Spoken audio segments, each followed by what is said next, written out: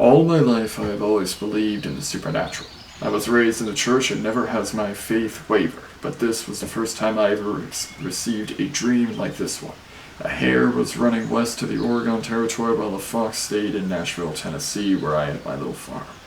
This was concerning to me as I was about to head west to the Oregon Territory. Later the next day, I went to my pastor and told him about my dream, causing me to turn pale. And the words that emerged from his mouth were something that concerned me greatly. You've been chosen by God to go west, although I do not know the reason for it. This caused me a great deal of anxiety, but I had to stay strong for Laura, my wife. She was anxious to leave and head to Independence, Missouri to start our journey west, and she could never know about the dream. It took us only a few weeks to enter Independence, Missouri, and I was anxious to get what supplies I needed to prevent the amount of time I would spend at Independence and beat the winter, which was going to appear at the end of the year. Time was of the essence. I finished buying my supplies and started out with my neighbors, who just joined us and headed west. If we were going to get land and grow crops and raise cattle, then we had to move quickly. A few weeks later, I had another dream. This time the fox was turned around and pointing back towards Nashville. You know you want to go home, the fox taunted. You were tired and you were uncertain. Why die out here because of a dream you were told was divinely inspired? Away from me, I yelled.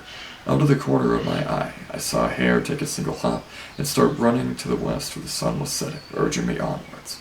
I followed him in my dream and woke up, my anxiety fading with the belief that God was with me. Another dream came to me a few months later when we were closing on the Oregon Territory, and this time there was a dark, gray sky that started swirling with rain and lightning.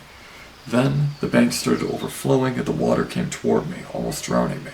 But as I landed on a log, I saw the hare leading me away from the river and into a cave that led through a cave system and into a clearing free from the storm.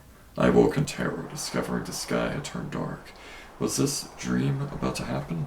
I had no choice but to prepare for the coming storm. Lightning flashed and the wind picked up. The river swelled well past its banks and several trees were ripped from the ground and rushed downstream. My neighbors' horses broke free of their reins and started running. They were not going to make it. I commanded Laura to hold tight as I began to move toward the cave system I had been shown, and I swore that a fox was sitting on the side of the river, smiling back at me. I shook my head in anger. The cowardice! I lived by these people and I was going to abandon them? No, I was heading back.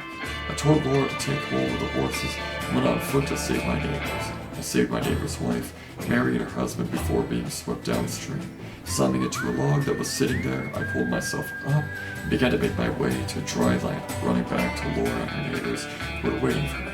I was grateful for them doing that and led them through a cave system and onto a clearing where no storm clouds existed, and we continued our journey. Oregon awaited.